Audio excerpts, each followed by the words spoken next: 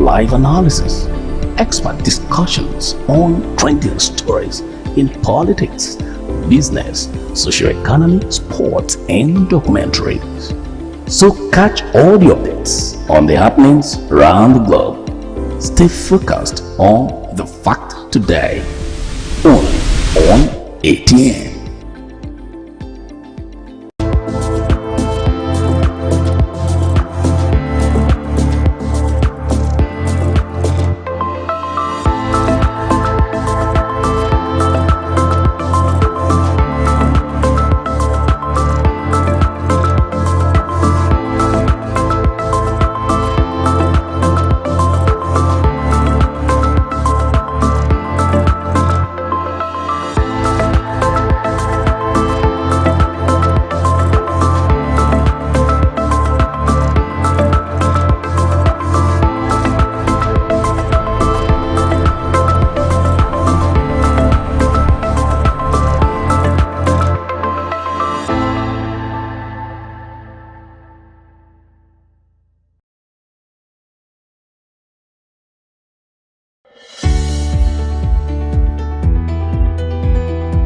People into the country illegally. That is amazing. Honorable You human trafficker. Honorable they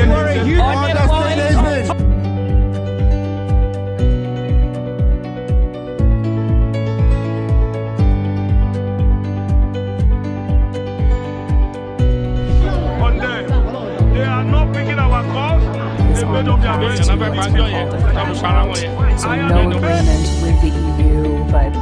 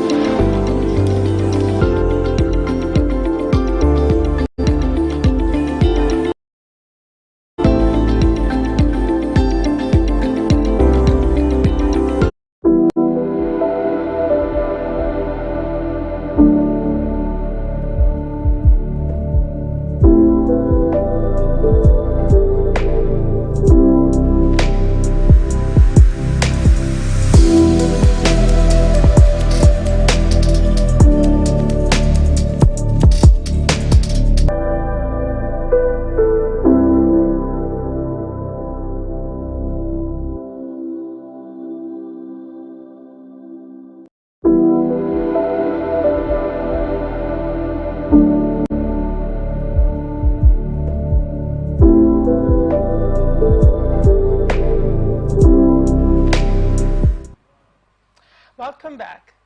With me in the studio today is Barrister Asim Adams. Barrister Asim Adams is a legal practitioner and socio-political analyst. Good morning, Barrister Asim. Good morning to you, Chama. How are you doing today? I'm and fine. Happy Sunday to Nigerians. Yes. All right, on to the stories. Minister of Works, David Umahi, has threatened to terminate the multi-billion naira Benin Sapele and Olobo Road reconstruction if the contractors, Levant Construction Company, failed to comply with the scope and specification of the work. The minister expressed dissatisfaction with the work and subsequently ordered the ministry supervising engineers to issue a warning letter to the contractors on Monday, and after 14 days, should they fail to do the right job, he will personally terminate the job. Umahi, who is on an inspection tour of the work done on federal roads in Edo State, stated that contractors in the country were playing politics with Nigerians and warned that he would not tolerate such under his watch.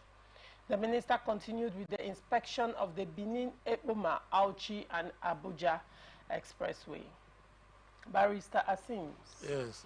you are from Edo State. Yes, I am. And you are in the best position to shed light on the situation of road infrastructure in Edo State, how it has affected the people of Edo State. Not forgetting that a few days ago there was a protest blocking a major road along in Edo State over the same road issue. What do you have to say about this development? I think, thank you very much. I am of the opinion that the Minister for Works, Dave Umahi, is doing a great job. He's doing a very great job, and I applaud him. For instance, just quite some months ago in River State, where he went to the LMA road and saw the low quality of work that was being done by the contractors. He had to revoke that particular contract. Revocation is very good in a contract when a party is not performing, optimally or in accordance, with the specifications given to that particular contract. Once that happens, the other party has the right to revoke, whatever terms that was agreed upon, before that revocation. That was what happened at LMA Road. Now, he's been having a tour of roads in the countries. And his tour has been like an expose to those of us who never before, or hitherto never knew what was going on around with our roads. I will start firstly from the Benin, Ekboma, Auchi, Abuja Road. That road is a major artery between southern Nigeria, north central Nigeria, and northern Nigeria.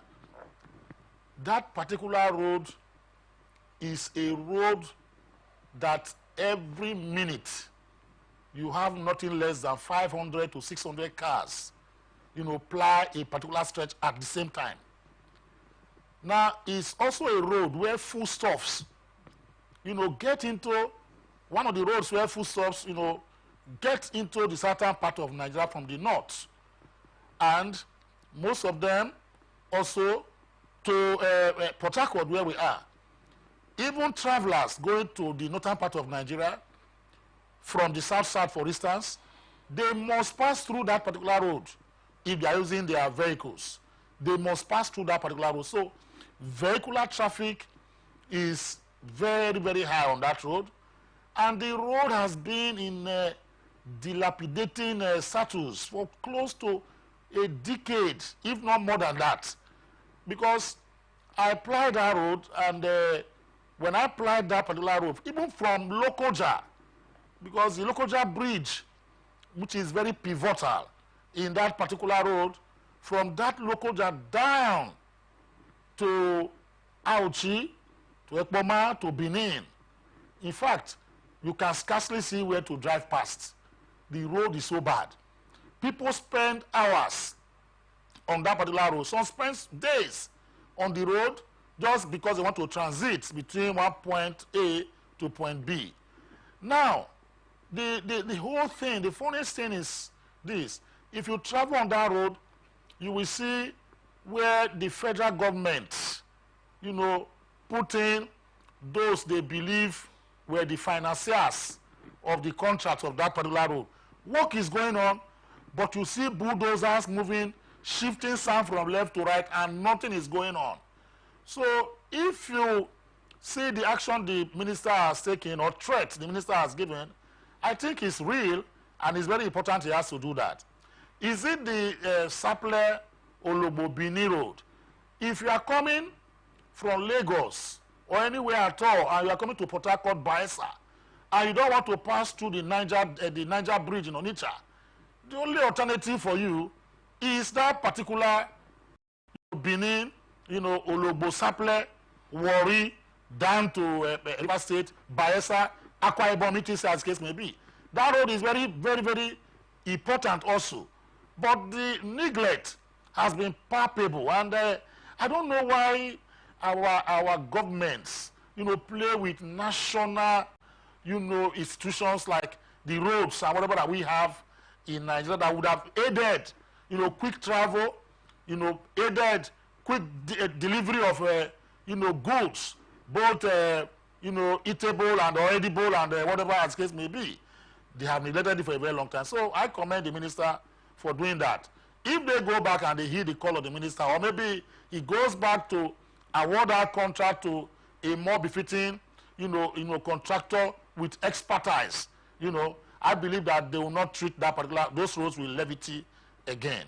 So I appreciate what he's doing, and we urge him to continue what he's doing right now. All right.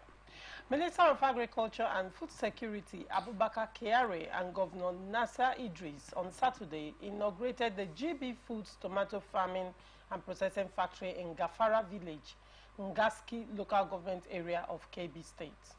Speaking at the event, Idris assured his administration's commitment to fostering an enabling environment for private enterprises and investors. He expressed gratitude to the Spanish government for selecting Kebbi State as a destination for investment in the agricultural sector, pointing out the importance of such ventures in driving economic growth and development.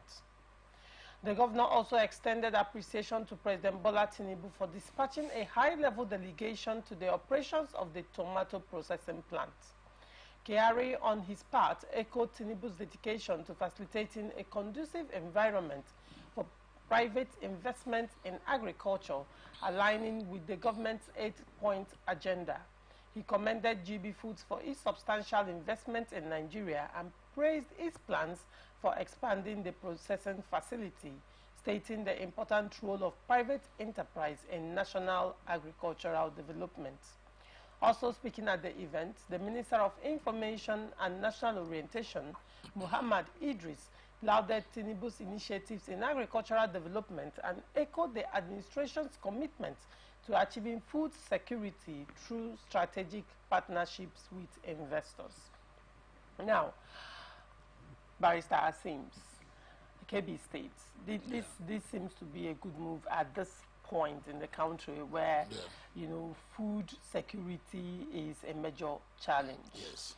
Now, apparently, partnerships are going on currently between Lagos State and Niger State, and now Kebbi State, the governor has inaugurated a tomato factory. Do you think at this point governors should, other governors from other states should, you know, copy from this, and it's high time state governments begin to aim like this, especially around the food production industry? Yes, I mean, this is a good and laudable move by the government. I think I heard it's one of the biggest processing plants, tomato processing plants in Nigeria, as the case may be. So I believe that what they have done is commendable. You see, Ukraine that supplied Nigeria grains the other day, whether we say they were playing politics or whatever as case may be, is a tiny country compared to Nigeria. In terms of land mass, Ukraine, you know, has, you know, good arable lands, but not in large quantity, like we have in Nigeria. But they have about 80% of their lands farmable and being used for farming. That is why you see Ukraine is one of the largest exporter of grains, not just to Africa, to the rest of the world. You know, grains are used for a number of things that we eat on a daily basis.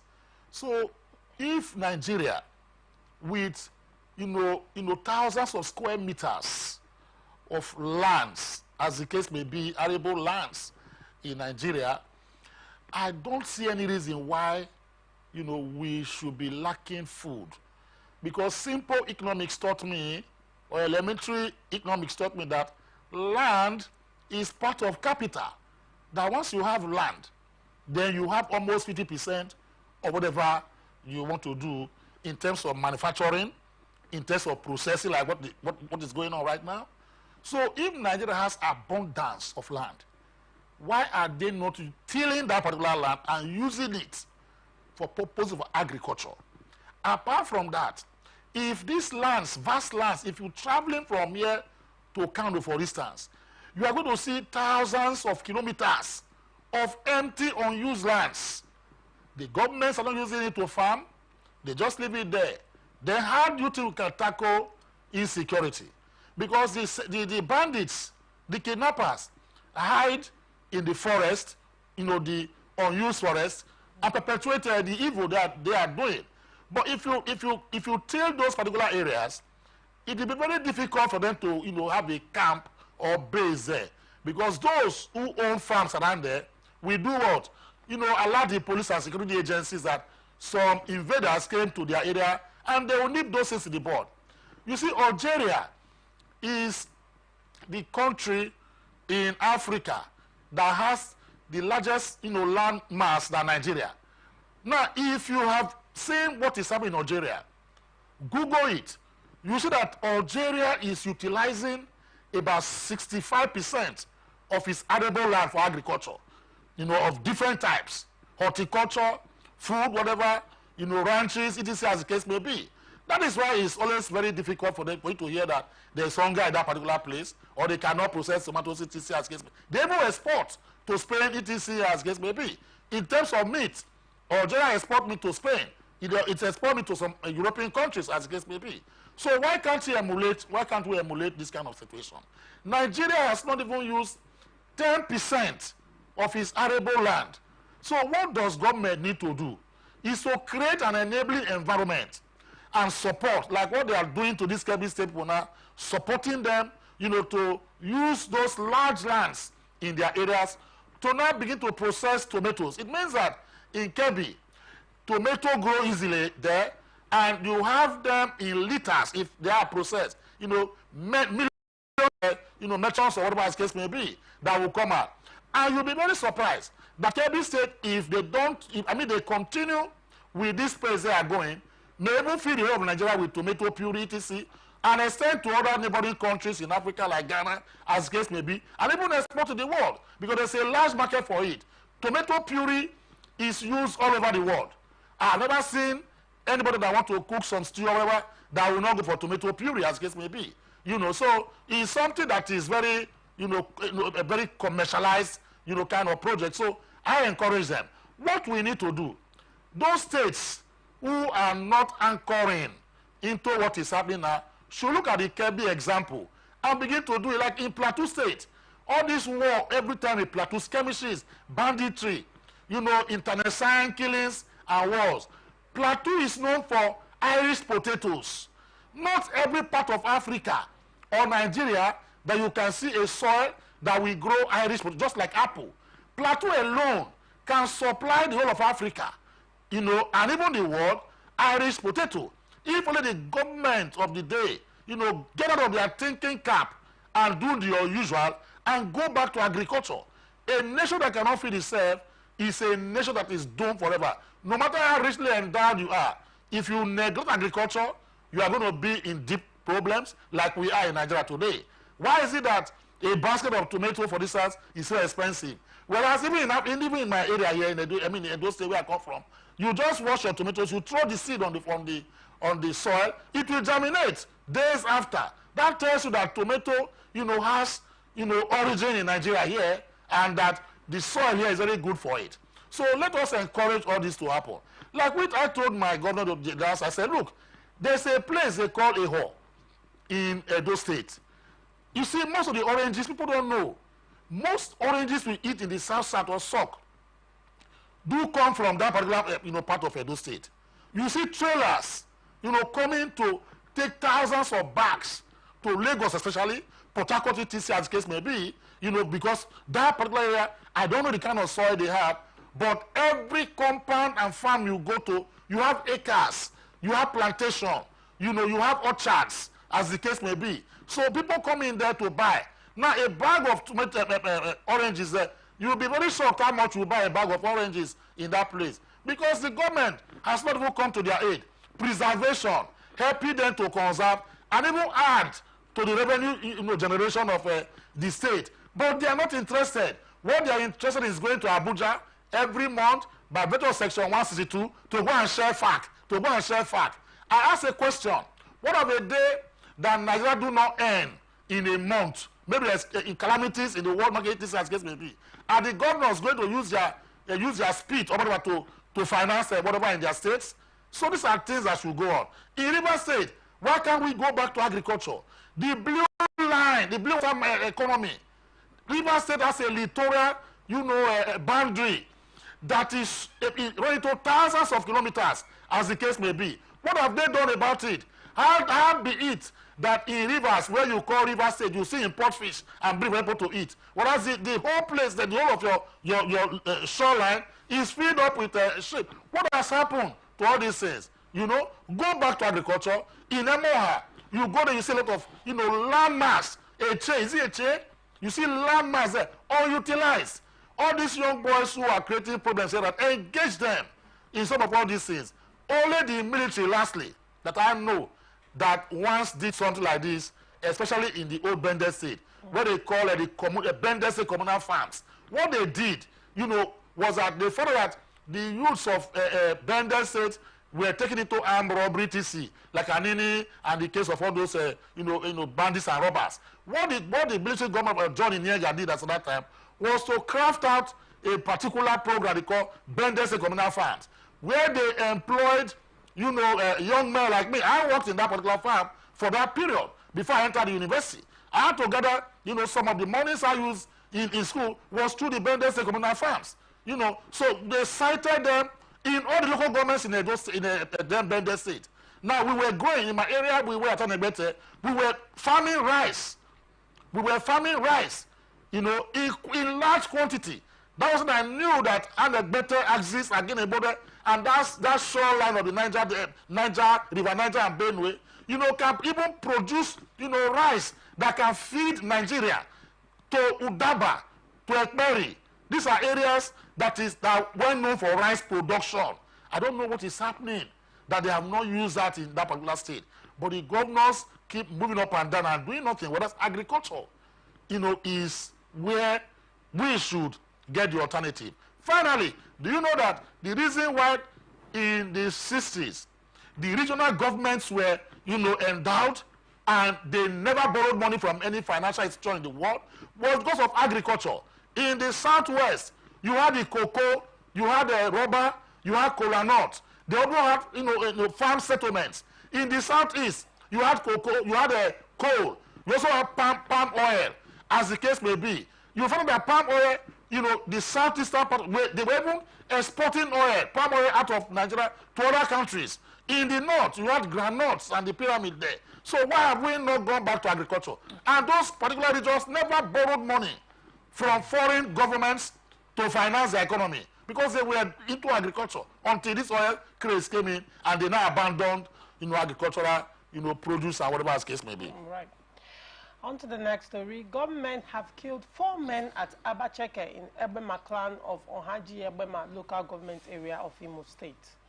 The gunmen, who were dressed in army camouflage, stormed the community in the late hours of Friday and shot the young men dead in their homes. The killing caused pandemonium as residents ran helter-skelter for safety signifying the return of killing in the once troubled oil-producing communities.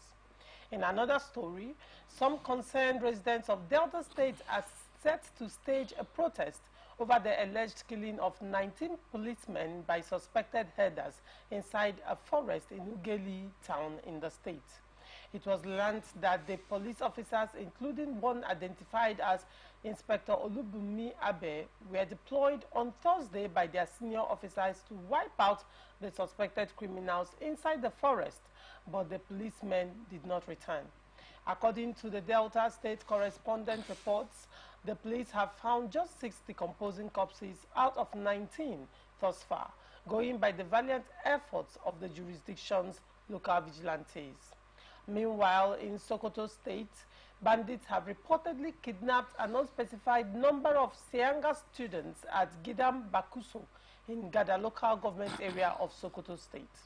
According to reports, the students were abducted from their school around 1 a.m. on Saturday.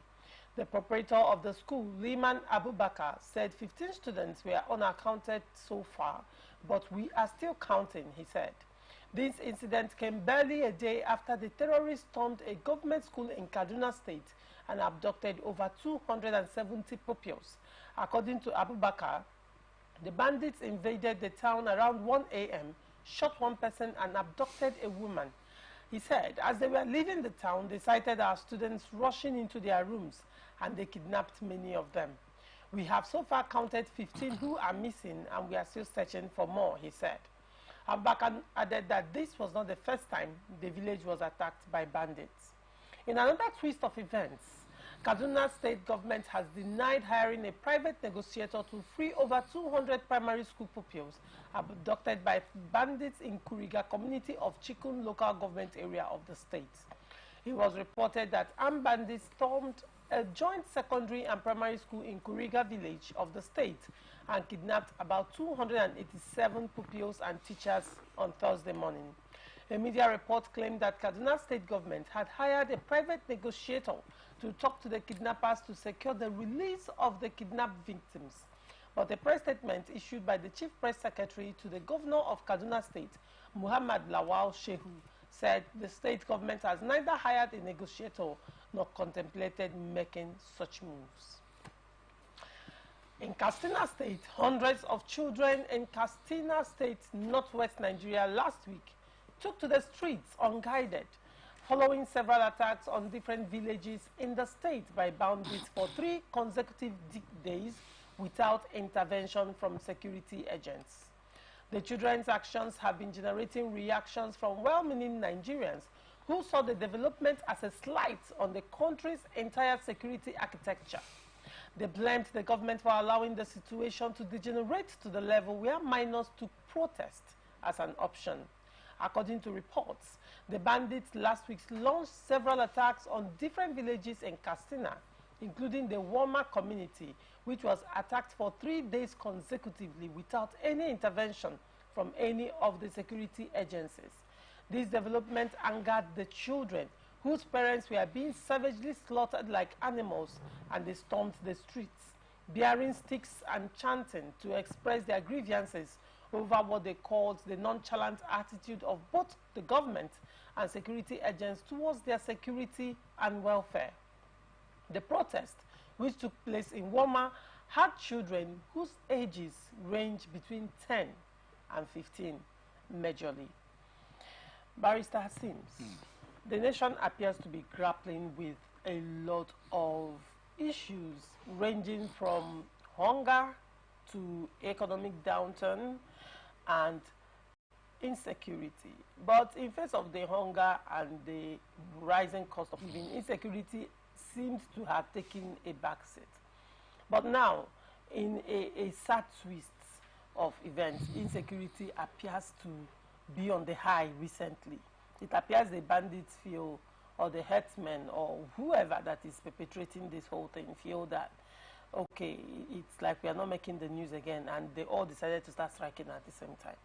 Now, in face of these sad occurrences currently in this country, what is your take about this? Let's start from the Imo State, Ebema or Haji local government area. Well, you see, I want to, insecurity, the issue of insecurity has become a Siamese twins, with what is happening with governance in Nigeria. Governments, for the past a decade, have been battling insecurity. So it's like any government that comes into power must be ready to, battle the issue of insecurity. And no government has been able to do that. Before I encapsulate, I must say that two very great books, documentary and a book, is succinct if I'm to analyze the situation we find ourselves in Nigeria. One of them is that of Ali Mazrui, Professor Emeritus from Tanzania, Professor of History and Archaeology. He described Africa, nay Nigeria, as a Garden of Eden in decay and rust. Then you now go to one Khalid Hussein. The man is from Afghanistan. He wrote a book about the beauty and brutality of Afghanistan. I will equally, transpose and kind of juxtapose these two realities, what is happening in Nigeria today. Now, the beauty and brutality, of the country called Nigeria is what, permeates my skin and gives me goose pimples whenever I recline on my chair and begin to think about the nation called Nigeria. Now, if you go to section 14, sub 2b of the 1999 Constitution, under chapter 2 of the Constitution, what does that section or subsection say? It says the security and welfare of the Nigerian people shall be paramount in anybody that form government at any level. So people look at it and think that only federal government should be held responsible when things are going bad in terms of insecurity. That is a fallacious exposition. Now the local government under the Constitution are mandated to do what? Ensure security and welfare. The governors of the state are mandated by the Constitution to ensure security in their states and welfare, nay, the federal government of Nigeria. But in these three tiers of government, or as they refer to them, this chauka, motley, I don't think none of them has dealt with the issue of security at all. They just kind of placate us with sanctimonious platitudes when they come on television, what I refer to as audio. They just come in there and tell you that you go back home, you'll be very happy that your president, has spoken to you this morning. But after he leaves that particular studio, he does not even implement whatever is going on down there. Now, how be it that in all parts of Nigeria for the past few days, these eruptions of banditry and killings has ravaged, sections and parts of Nigeria, unnoticed. I would say unnoticed because if not because of the press, I don't think most of us even know that these killings took place. Whereas the security agencies and the governments at that various levels should let Nigerians know what they are passing through. 19 policemen, for instance, slaughtered. Then in Egbema in Imo State, how many were killed also? 4. About 4. Then you go to Sokoto State, how many were killed? You can take the number.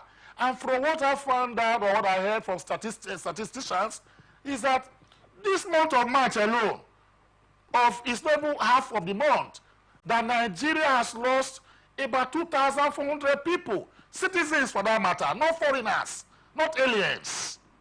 And this is the reason why most governments abroad or elsewhere will come out and will declare a state of mourning, national state of mourning, because 2,400 people just lost their lives like that. And a government or governments at all level are walking up and down as if nothing has happened. I said that Nigeria has lost its humanity. if not because they have lost their humanity.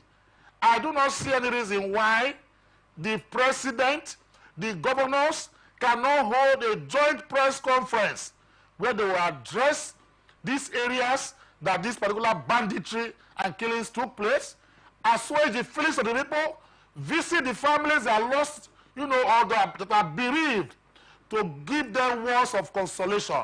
None of those is being done. It means that our consciences, those who are leading us, have what I refer to deadened conscience. That even if you prick that conscience to a needle or maybe a blade, you will not feel anything. So they move around, as the case may be. Nigeria as a nation is still moving. Why this is happening? This conundrum of insecurity, where lie a nation that will allow, bandits to ravage, any part of Nigeria at all, and they will sit in high places, in hallowed chambers, and they never come to say anything or do something about it. For instance, what is the government in Sokoto? What is the local government, whatever? What are they doing? What is the federal government doing about security? Are they playing politics with this? Or they have allowed mercenaries? Because you cannot rule out the issues of mercenaries. There are militias who might, do cross-border crime from Niger, Chad, etc., Senegal, to come and destabilize the nation and create chaos. So what is the government doing at that level? The federal government, for instance, what are they doing to checkmate all these things? They are not doing anything, and that is why you see nobody has even called them to order. The National Assembly that should have called them to order, or the State House of Assembly that would have called them to order, are apron strings of the executive. Otherwise, Section 14 sub 2B is enough. It's a fundamental and cardinal point of the 1999 Constitution.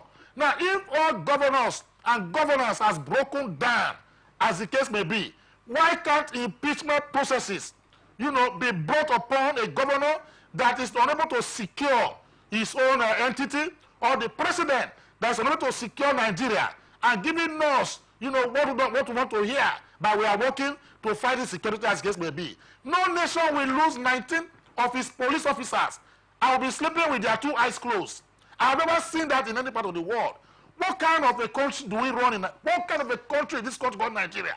That 19 of your police officers are slaughtered inside forests that are captured in your geographical entity, and you want to tell me that you are there to serve us?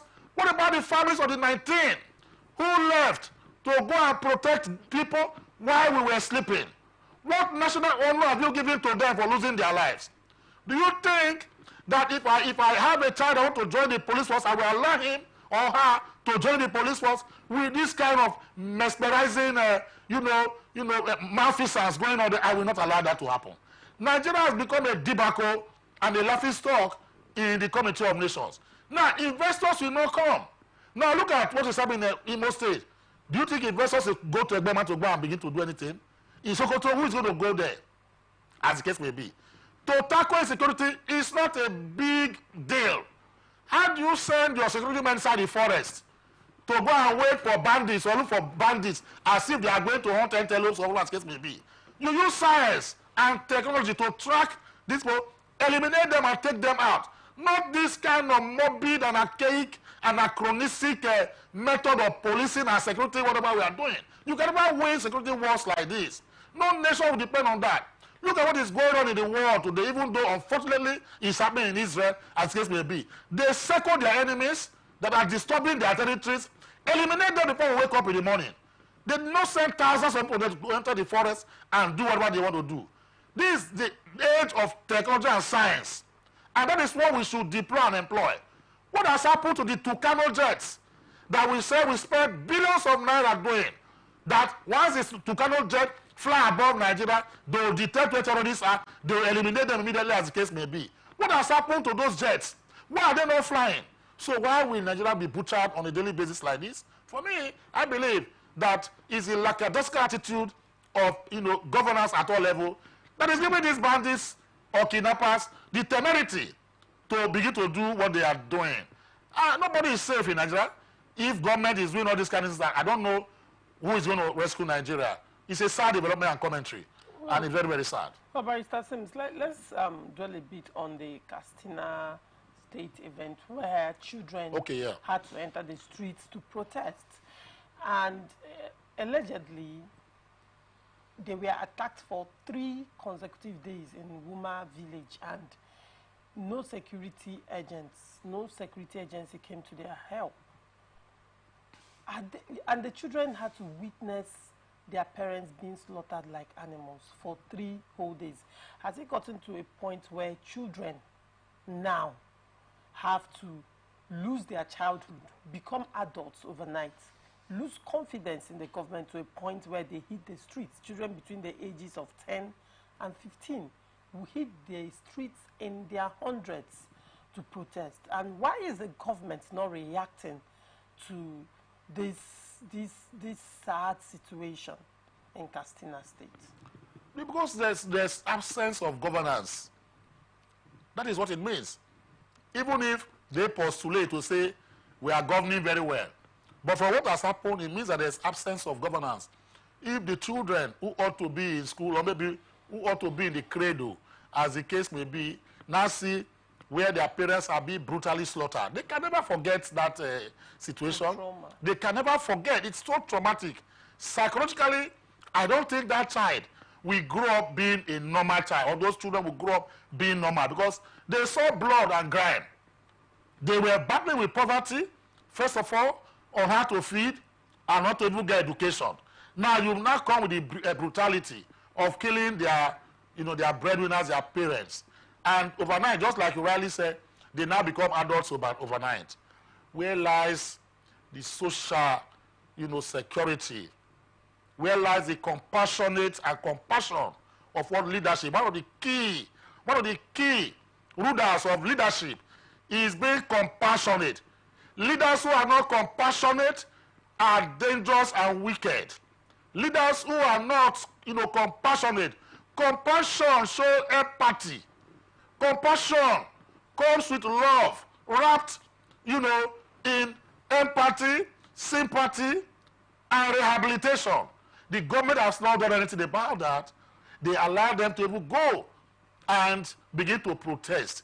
Now, if kids who are, below the ages of 10 to 11 could move to the streets to pour and ventilate their anger upon the society, where lies the fact that one day and very, very soon that the Arab Spring, situation will not take place? Because a similar thing happened in Algeria, in Tunisia, where somebody, a wheelbarrow pusher, was selling fruits. Felt that life was no longer meaningful. He lost his parents. He had to struggle for himself, eke out a living for himself, and while he was even moving around, police brutality, they killed his brother, killed his sister. The man went home and did what they call immolation. He lit himself on fire. And before you know what was going on, he died afterwards. Then you found that the whole people poured into the street. And Ben Ali, the president of Tunisia, had to flee Tunisia to Saudi Arabia.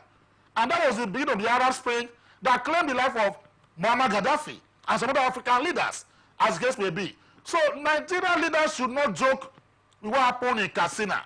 Because for youths, or children at that age, for them to pour into the street, emotionally, a lot of people will be attached to them, and you'll be very surprised.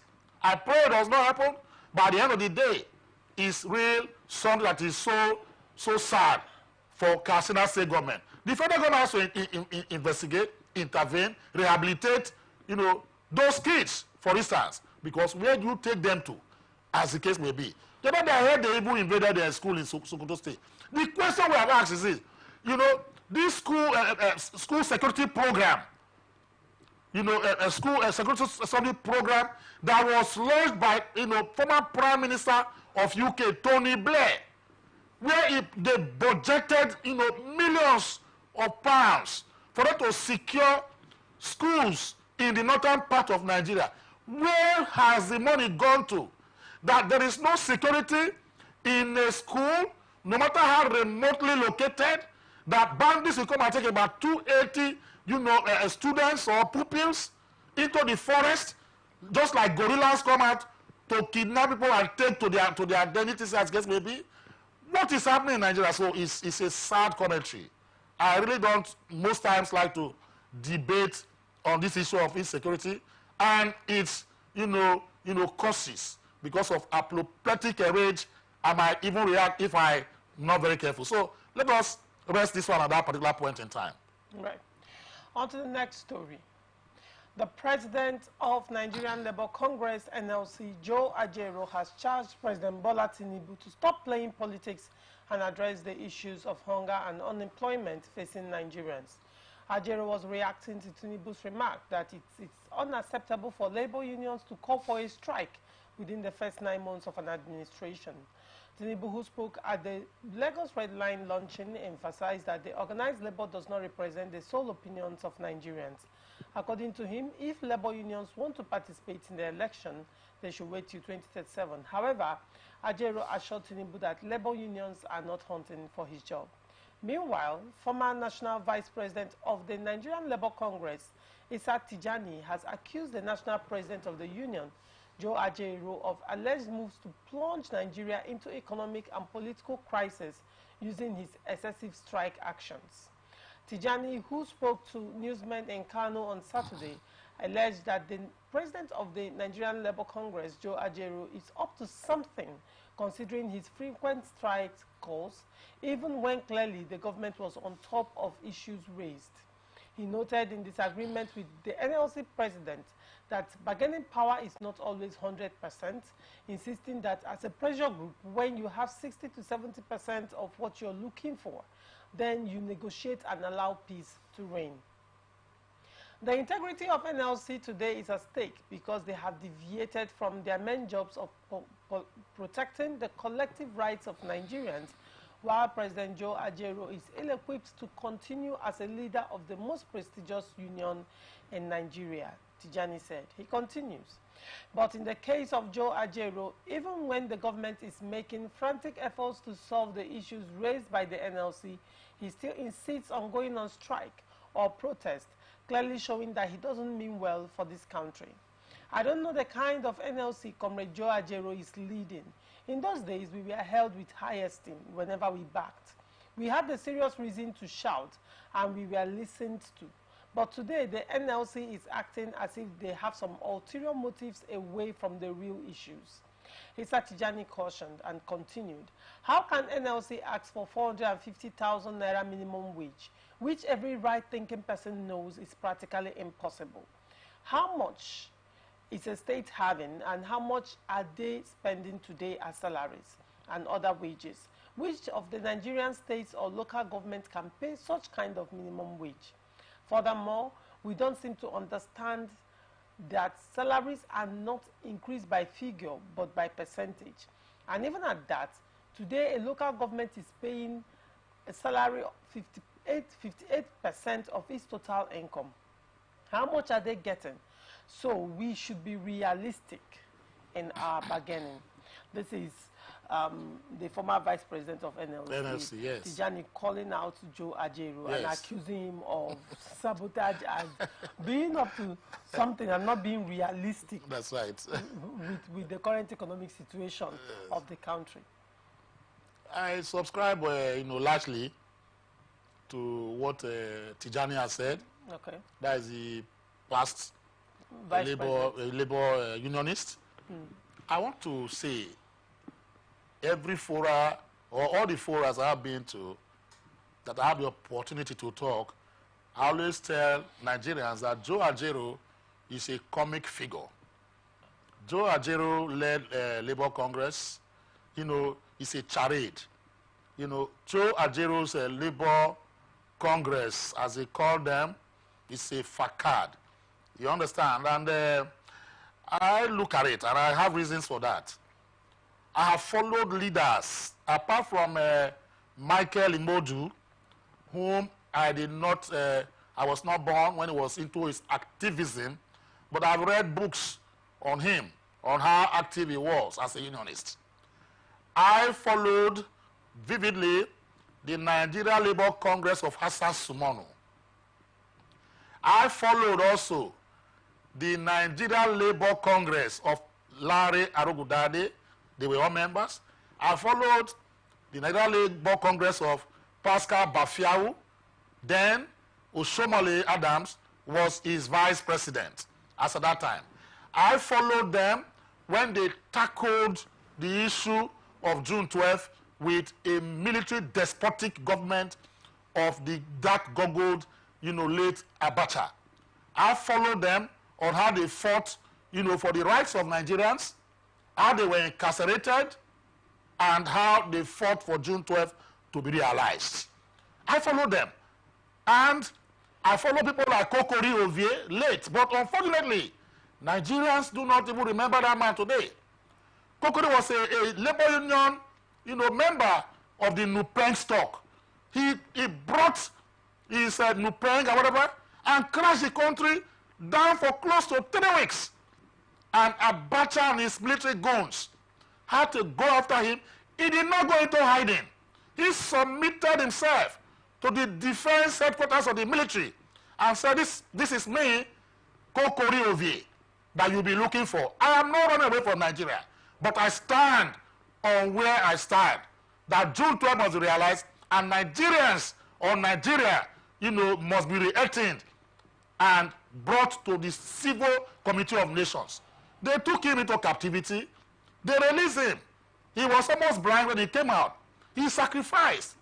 I was in this Nigeria when Adams Oshomole, when Pascal Bafiawu handed over to him, brought the nation on its knees and negotiated with a capricious and locally wisdomic, a man like Obasanjo that was so endowed with native wisdom, etc.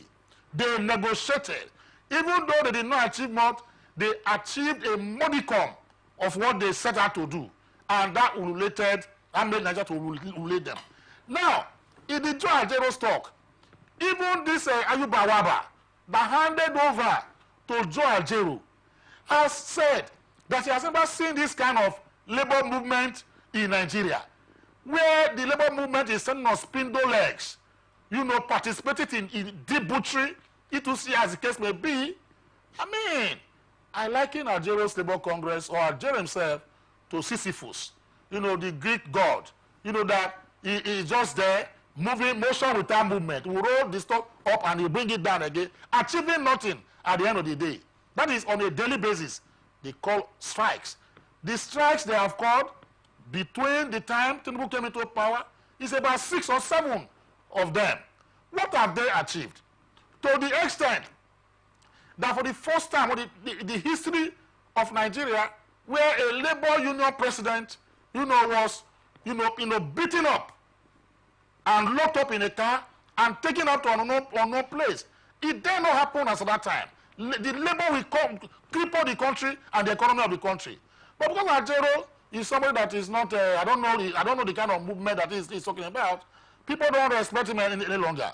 If Ajaero call for a strike tomorrow, I am telling you that a lot of people will off their phones and go to work and start moving up and down, because they tell you that before daybreak tomorrow, they will call it off.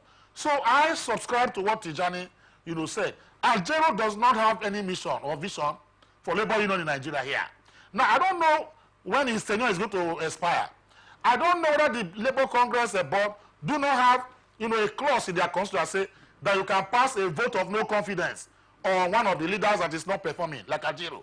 I am asking them to do that, because Ajaero has called, the last time was this. There was a protest he called, I think about 2 weeks ago. How many people came out to join the protest as a thing like that? Whereas in South Africa, the TUC, another labor movement led by Julius Malema, if they call up a protest is not to disrupt activities, just to let the officials or authorities know that you are aggrieved about a particular thing, or you are pained by a particular decision. Julius Malema will come in and tell the president to their faces, it is as the case may be. If they call for a strike, all workers under that particular umbrella will down tools. But can Ajaero do that in Nigeria as the case may be? I doubt. I have reminded Ajaero that, look, there's a man they call Lech Walesa. He was once the Polish president or prime minister. He was a labor union. He belonged to the ship workers union in Poland. At that time, Lech Walesa is his name. He fought and was very active in the labor activism in Poland and achieved a lot for the people of Poland, or the Polish people, and the workers of the dock workers, as case may be. He later became the president of Poland by popular demand. People voted and came and said, if this man can do whatever as a labor union, a leader for dock workers, and even talk to authorities for them to listen, then why can't this man become our president? These are examples of labor leaders that have made things happen for the people that people believe in. Not just by calling strikes or calling protests, as the case may be. 24 hours to that, you call it off, and we don't know what you have discussed. Till today, I've been asking Nigeria and his group, what have you discussed with the federal government on this fuel subsidy removal by the palliatives? A committee was set up for the federal government and the Labour Congress in Nigeria to talk about palliatives on Nigerians. Labour participated in that particular meeting for several weeks, or days and weeks.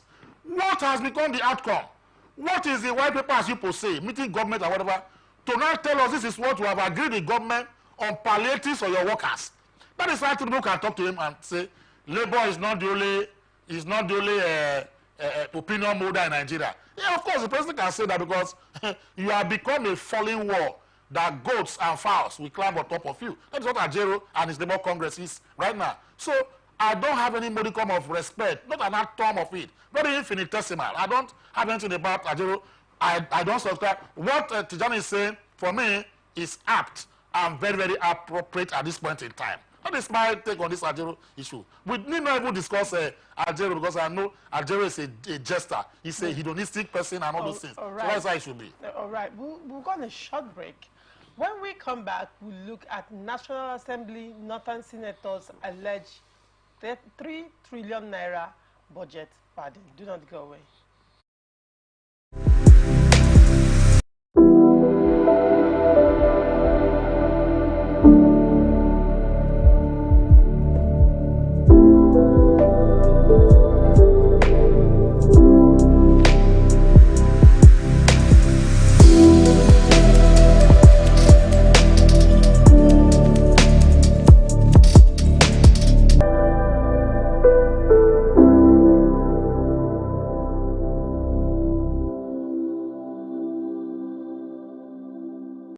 From the lines across the ocean to the land beyond the mountains, through the Sahara, we bring all sport news, live analysis, expert discussions on trending stories in politics, business, socio-economy, sports, and documentaries. So catch all the updates on the happenings around the globe. Stay focused on the fact today. Only on ATN.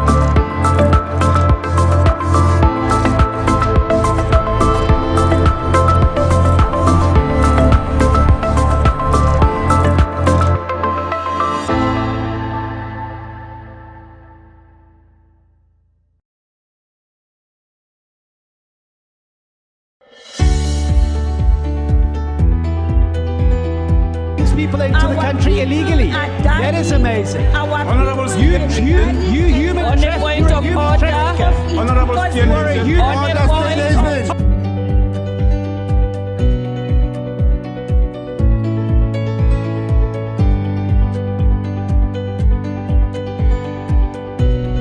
On them.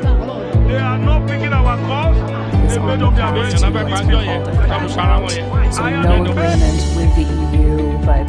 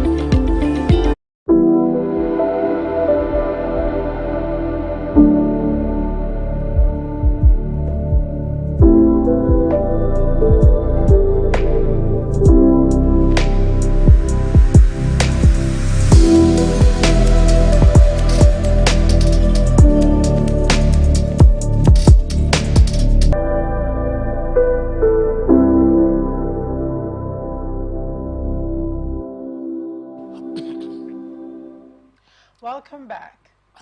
The Northern Senators Forum has vowed to meet President Bola Tinubu over alleged 3 trillion naira pardon it discovered in the 2024 budget. The chairman of the forum, Senator Abdul Ningi, PDP Bauchi Central, disclosed this during an interview.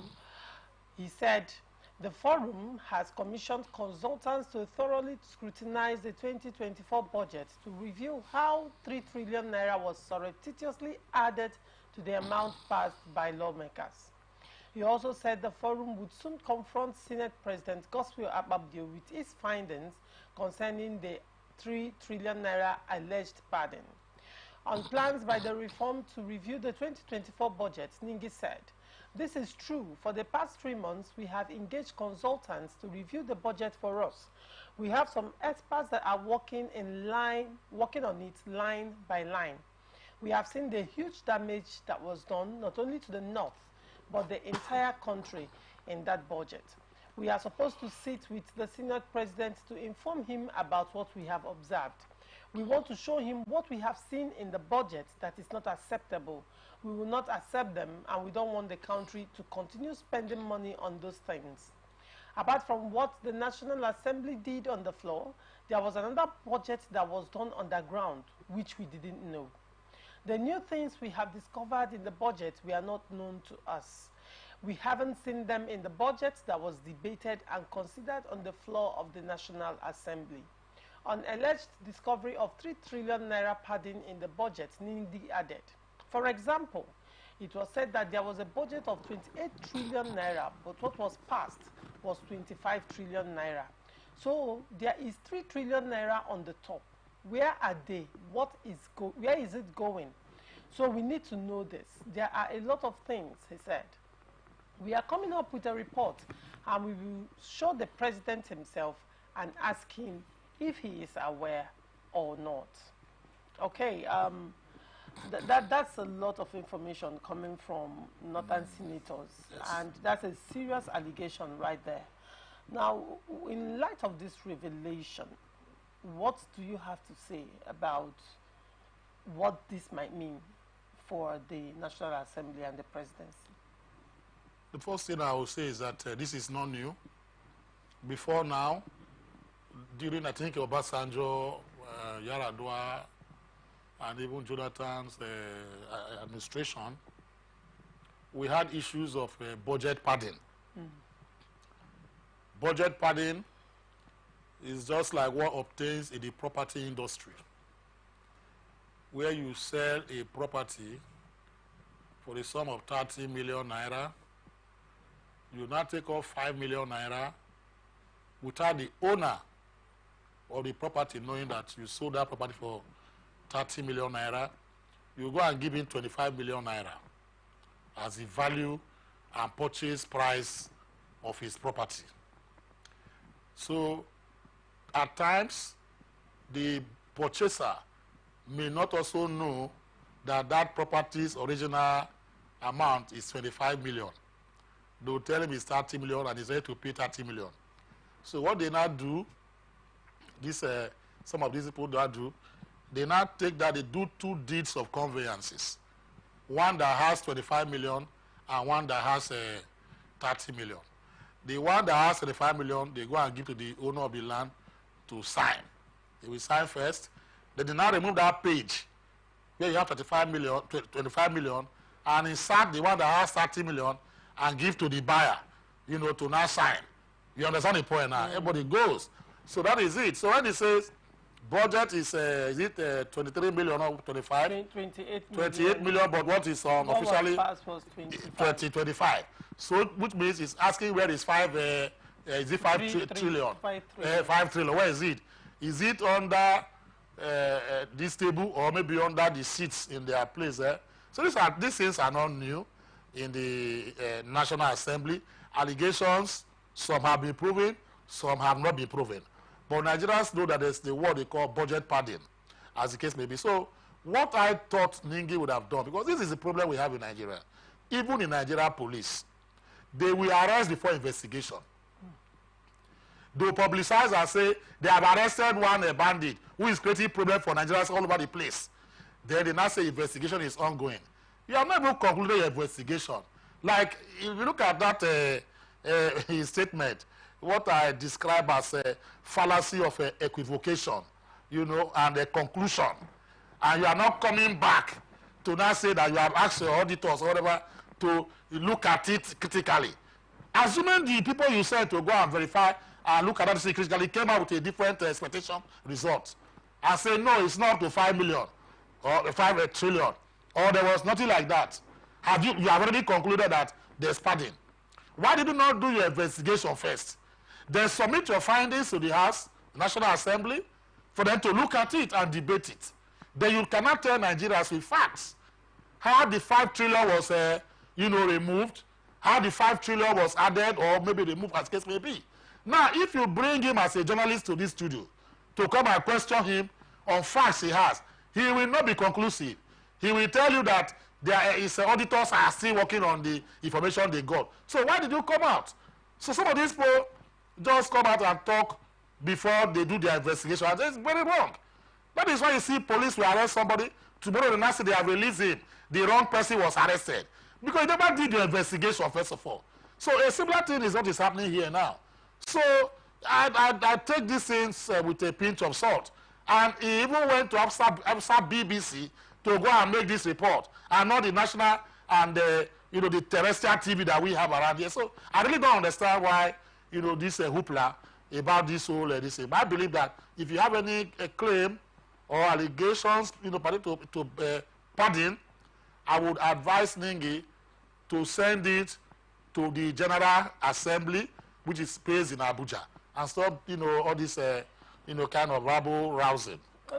We'll still keep our fingers crossed and see what will come out of this investigation that they have commenced. Fingers crossed on this. Now on to the next story. Central Bank of Nigeria has sold a record 1.3 trillion naira in treasury bills, specifically targeting overseas investors. This move aims to increase foreign exchange flowing into Nigeria, ultimately strengthening the naira's value. The naira has been under pressure lately due to a lack of forex available. Treasury bills, also known as T-bills, are essentially short-term government IOUs. By offering attractive interest rates, the CBN is hoping to entice foreign investors to buy these T-bills. This injects much-needed dollars into the economy, which helps stabilize and potentially lower the exchange rate. The demand for these T-bills is a positive sign. These funds will be used by CBN to intervene in the forex market, buying dollars and now selling naira. This increased supply of dollars should help bring down the exchange rate down from its current high around 1,500 naira to a dollar. Barrister Sims, the Central Bank of Nigeria has been turning out a lot of policies, and they've been making frantic moves to see how they will stabilize the dollar against the naira and also the economy. Now, this move by the CBN to sell treasury bills to attract foreign investors, particularly to investors abroad, do you consider it a smart move? It ought to be a smart move, but right now we don't know the compass economic compass under which government is going, or maybe sailing, as the case may be. Coming to the economy of Nigeria, experts have said the economy is in shambles, that Nigeria is experiencing recession, stagflation, inflation, and economic banditry is taking place, in our economic, firmament, among those who are supposed to tinker with the economy. Now, I doubt if any president of Nigeria has gone to read the Constitution. The Constitution in Section 16, in fact, if you read the whole of Section 16, you will see the directives given to governors, president, on how to tinker with the economy. Then you now move to Section 1B. you know, that particular area is not saying that you chose to become the governor of the state because we believe that you know everything about Nigeria's problem. That you must tinker with this economy, you know, of Nigeria, your state or local government, in the best way, using your expertise and experience to shore up the economy and, you know, give the economy some zeal and zest to the happiness of Nigeria's citizen. That is what the Constitution says, 16 sub 1B. So the president must tinker with the economy. Any policy you are bringing must be policy that is beneficial to a majority, not the minority. And there must be happiness, you know, in our minds. Oh, our economy is doing very well. But no president or governor, I don't think they know that, as they know Section 162 talking about allocation on a monthly basis. Now, going to the issue at hand, periscoping the issue at hand, is that yes, though I'm not an economist, but at least I have, by conduct and association, you know, been able to studiously and copiously, you know, follow what the economic mantra ought to be about treasury bills, etc. Treasury bills in Nigerian, you know, jargon parlance is used both locally and also directed at the foreign people. In this case, they said they want foreign investors to come. In the local parlance, a treasury bill or treasury bills can also be used to mop up extra naira by the CBN by putting for sale so that Nigerians will buy in naira, as the case may be. And they have a tenure, firstly, of 90 days, which they can take under 180 days, but not above 237 days or thereabout, as the case may be. It also has, you know, very low interest or no interest at all for those who are purchasing, as the case may be. It also helped to shore up. When CBN said they want to mop up naira, they have to throw treasury bills. As you begin to buy, they mop up the naira in that particular way and begin to recycle them, as the case may be, within the ambit of the law. Now, in this case, treasury bills to foreigners is one method that the CBN can use, you know, to shore up the dollar base of the nation. There are three methods that they use amongst other methods that you can use to float or inflate your economy, you know, to get foreign currency denomination. First is foreign direct investment, where people will come in and say they want to invest in fishery.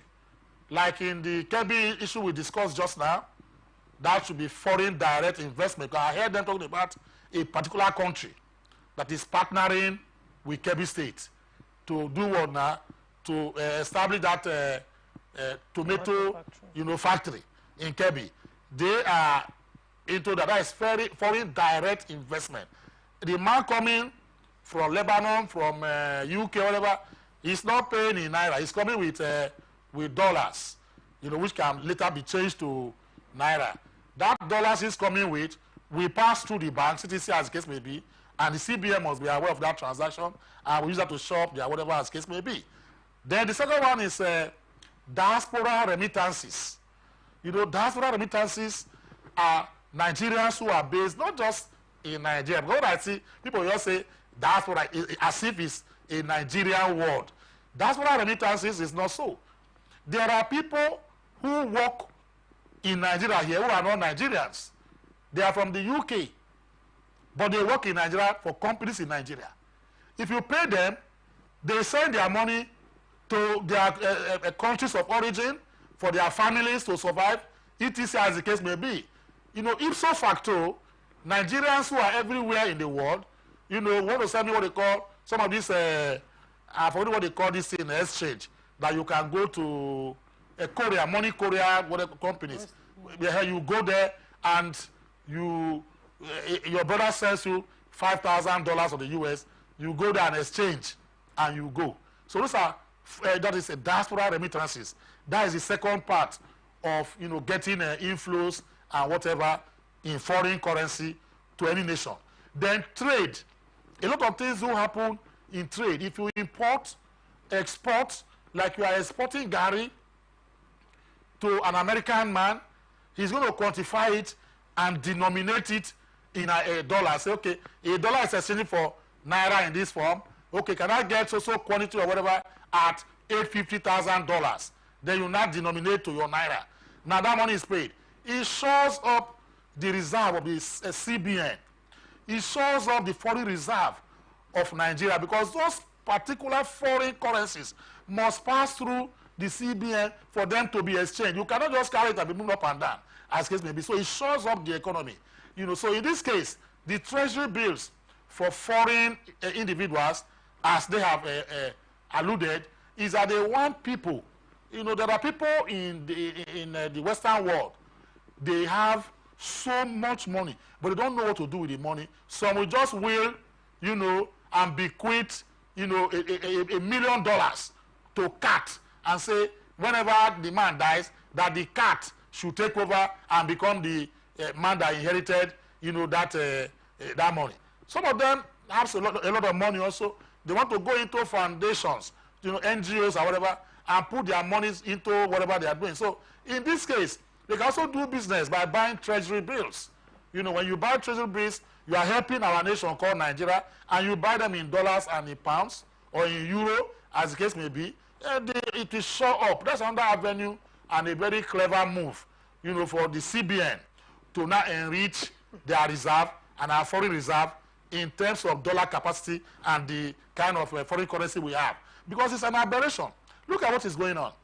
Nigeria has about, we never have to $36 billion as a nation. And Abro Bank, and even this bank, a Bank of America, as guess may be, if you look at their base, 50 billion. So it means the banks are even richer than Nigeria, as the case may be. So if Nigeria has 33 billion, some of these football clubs, their owners even, you know, have more money than Nigeria in their reserve, whatever the case may be. Because a man, they tell you that Carlos Slim, you know, has about 65 billion, you know, dollars as is whatever capacity as case may be. But Nigeria, they tell you that about 23 or 33 billion dollars is what we have in our reserve. Whereas China, they are going to trillions of dollars, and America, Germany. So the only way you can show up all these things is to use these treasury bills also as a yardstick and as a format for you to enrich, you know, your economy and, you know, push up your reserve to a floating level that the economy will, you know, come balance. And once, if they are successful in selling these treasury bills, you know, to foreigners who are interested and they want to buy and they see they can make quick returns on whatever, if they are very successful and we're able to raise enormous amount of money or dollars through treasury bills, what is going to happen now is that you'll be very shocked that if too much dollar is in the market against the naira, the prices of exchange will reduce in favor of the naira. Why we're having this problem because of what they say, dollar is for 2,000 naira per dollar, is because of the fact that too much naira is pursuing, you know, dollars. And when dollars is scarce, automatically in economics, as they say, once demand is high, you are bound to have hike in prices. That is what is happening in simple economic terms, as they say. So I encourage them to do it, but let them put in some zest and let this new CBN governor not participate in politics and give us what I call audio policies, that you come on television and explain to us, then you go back to sleep and we will now forget that you made this kind of decision, but it's still not helping us as the case may be. It's a smart move. I will finally say on this. All right. Okay, but finally, one quick question. In your opinion, do you think the central bank governor has been doing a good job? It's very difficult for me to judge him.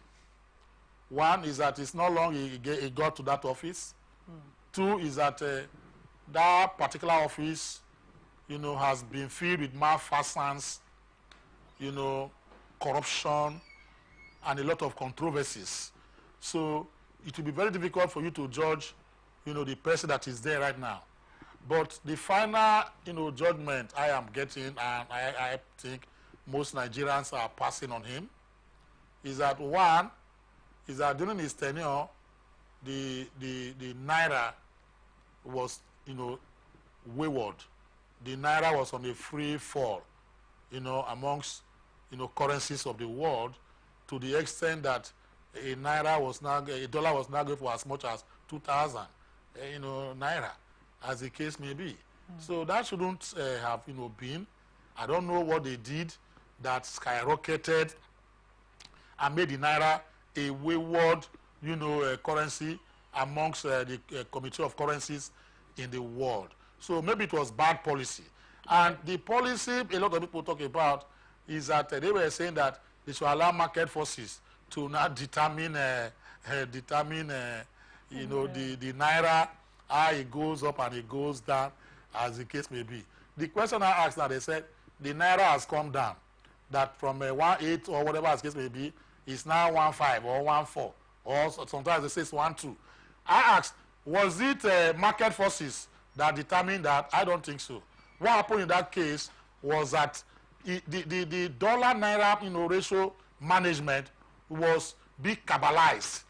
Okay. A cabal, held Nigeria by its jugular, nearly that asphyxiation, that Nigeria was almost in the ICU unit of the hospital, as the case may be, because those cabals will determine, and they can mop up the dollar, and you find out that dollar become very scarce, and you now sell at 2,000 as the case may be. Now, when there was hue and hard cry, and some of the policies the CBN people brought, they now brought all their dollars that they were hiding, and they now flooded the market. So it's just play. And this is similar to what happened that almost crippled, the Russia Federation today. Because during the time of Gorbachev, a system called perestroika, and glasnost was introduced, by Gorbachev. You understand the point? And Russia was drifting towards the abyss. The Russian people were almost going to near-death situation.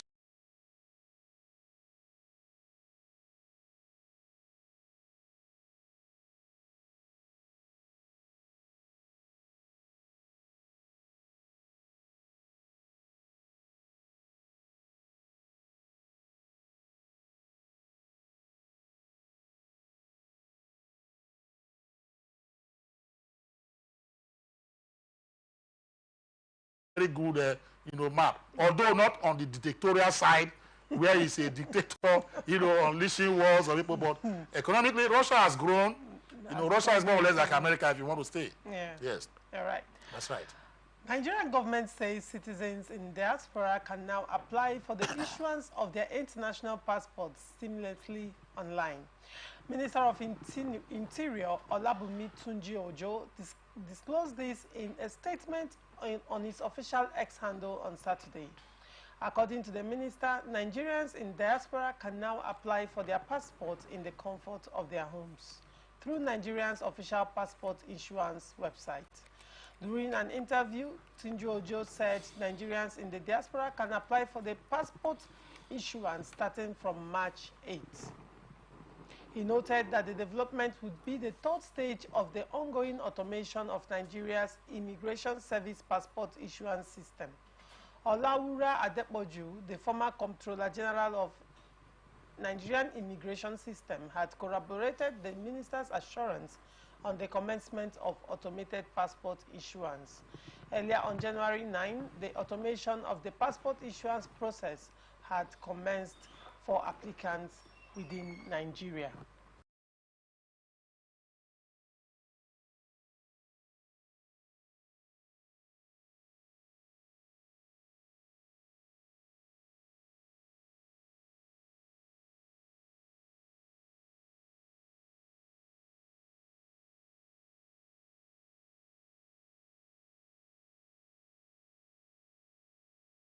Innovations being turned out, but practicable innovations that have been turned out. Those people, you remember some time ago, if we were to get passport for ourselves and our children, it might take some months for you to get the passport delivered to you or to get it, as the case may be.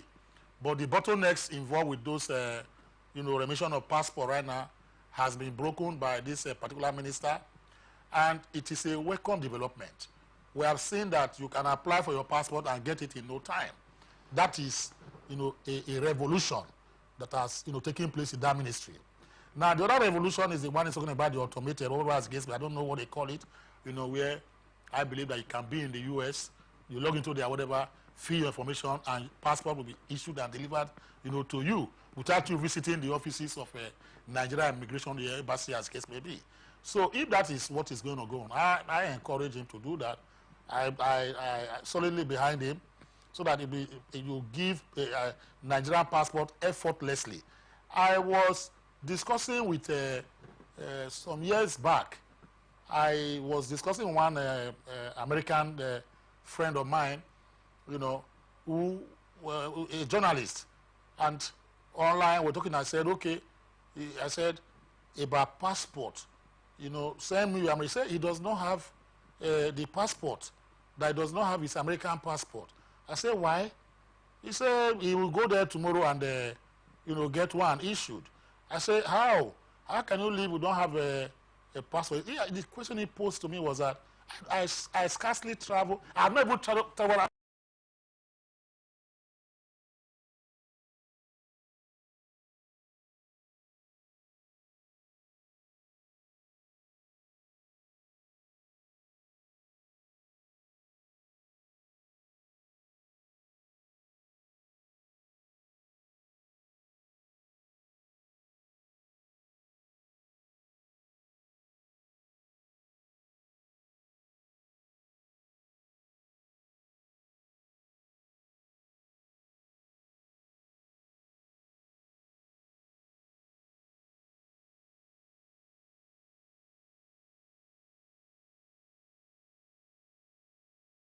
To the office and queue up all throughout the day or days in that place before now. But with this Minister of Interior, all those things have been eliminated. I mean, not eliminated, but they've been reduced. You know, we are waiting for him to turn on more innovations. Like this one he has done now. It's a welcome development for those of us who have their children who were born in the U.S., but they need to come down here to come and get their passport, as case maybe. Automation through the whatever web portal, etc. as case may be. I believe that is what he's talking about. You can, you know, apply for it, and possibly you even get it made and sent to you, as the case may be. So we give him accolade for, you know, what he has done. The Ministry of Interior has been an iron curtain, you know, ministry. For those who have heard so before, they make it look as if it's another ministry outside of Nigeria, that you must suffer. You must suffer for you to get all these things like your passport that you need. So why will I go and begin to queue? Because I need a passport of my country, so that I can sit in my house and people apply and they deliver to me. Barrister Sims, do not forget a certain time in this country when the booklet's finished. The booklet finished because they finished because there's no. It's not because they didn't have those who are printing the booklets. See, if you need 1 million pieces of 2024 diaries, you have more than 50 companies that are ready to print even 10 million for you. When you finish, you go back, they print for you, insofar as you pay them. What happened was this: Nigeria Security and Minting Company, because of corruption, now said, because they are the ones printing passport and all these things, all these security documents for Nigeria, they now said ink importation, they paid, and they have not delivered ink. Meanwhile, that is financials. You understand? It was later discovered that companies that manufacture inks, they have not folded up. They are still in Germany and South Africa. But because of corruption in Nigeria here, you say, okay, you have to inflate. You have to inflate the cost of getting a tank of ink. You now add your 1 million naira on top, and they started investigating. That was what caused all this. Not that Nigeria cannot print even 500 million copies of passport. Because those who are in the business of printing passport are ready to sell, are ready to manufacture and print. It's just as you're asking that you want 10 million copies of calendars for your corporation, and somebody will tell you it's scarce. Why should it be scarce? When people are ready to print even 1 billion copies and give to you. So it's corruption that caused that thing. Why is it not happening now? Why is the scarcity not happening now? Because of the booklet. But you remember also that if you pay the 120 or maybe 200,000 for passport, then you get that booklet. They'll give me a passport with the booklet. So where did they get that booklet from? As the case may be, where did they get it from? Because if they tell it's 500,000, they create artificial scarcity. It's the same mentality with the Nigerian people. Look at the filling stations. Nobody knows what profit they are making. But tomorrow you want to go and buy, they say a liter is 760. The following day you come, they say it's 690. The following day you come, they say it's 800. So nobody is asking them why this price fluctuation. Nobody is asking them why did you reduce it today? Why did you increase it tomorrow? Nobody. You know, but because of corruption. And even at that, I cannot monitor the meter to know that the fuel bill dispensed into my jerrycan or my car is commensurate with the amount of money per unit price that I'm getting. How do we measure it? So it's all corruption that is causing all these things. If you look at it also, lastly, the naira that was to be recolored by Mefiele, they told us that they're going to recolor. You ask yourself a question, why can't you recolor naira? Is it not people that print naira? Naira became scarce. The new naira became scarce. And Nigerians now lashing on it. You are now buying 10,000 naira for 15,000. You understand? Is it that the people who manufacture inks to print are no longer working, or they close shops? But they manipulated the process so that people will gain. I remember that during that time of Mefiele, many young boys were made millionaires. No problem. I don't have any qualms with that. But when you have this kind of economic seizures, like epilepsy that is running the Nigerian economy, you are bound to have, situations where people exploit you. That is what is happening with the passport office today. But this man came and dismantled these vestiges, that were smothering and creating problems for the Nigerian entity and populace. So these are things. If we have people working in government, Nigeria will not be, this kind of Alcatraz. Nigeria will not be, this kind of Guantanamo Bay that you live, like the animals in the Serengeti. It's only Serengeti. I watched one documentary because Nigeria has become a Hobbesian state, honestly speaking. Because what is going on right now, I watched one animal in the Serengeti. The animal was injured, the leopard was injured. There was no medical doctor to attend to the leopard. The leopard roamed and roamed and roamed with one foot till it died. No, because there was nobody to attend or no fellow animal to attend to that leopard. It's the same thing in Nigeria now. You going out of your way, a car will hit somebody and kill the person. Nigerians will just begin to film and say, hey, yeah. They go. Nobody wants to render help. So Nigeria has become a conundrum of sort that, Thomas Hobbes had this in his mind when he said, life has become very nasty, brutish, and short. Being brutish means that why should our country not dispense ID cards in large quantities? Even the, the passport, why can't we get it immediately? Passport is what I can just get. My son is giving birth to his 17th. I take it, just go and get your passport. In the local government office, he gets it. But make things very difficult for us. So I pray that things will change very soon with this man. Let's have more of this kind of young, intelligent people. In government and governance, you might be very young, but you have craft. You have nothing on the man's head. But this one is young, he's very intelligent, and he's very proactive. And that's something on his head, according to Yeah. Thank you so much. Thank you. Sims, thank you. God bless. As always. Yes, thank you. God bless you. All right. Yes. And this is where we wrap it up on this episode of Atlantic Television Network Sunday. Do not forget you can catch up with us on all our socials, Facebook and YouTube, Atlantic Television Network, Instagram and TikTok, Atlantic TV Network 1, and on Twitter, Atlantic TV Net. Watch us live on our website, www.atlanticnetwork.tv. Do not forget, peace and unity are the pathways to progress. Thank you for watching. I am Ogu Laurentia Choma. Open Air comes up next. Don't go away.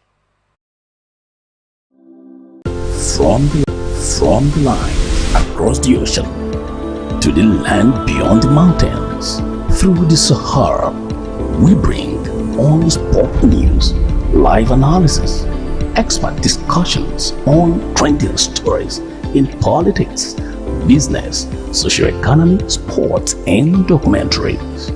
So catch all the updates on the happenings around the globe. Stay focused on The Fact Today, only on ATN.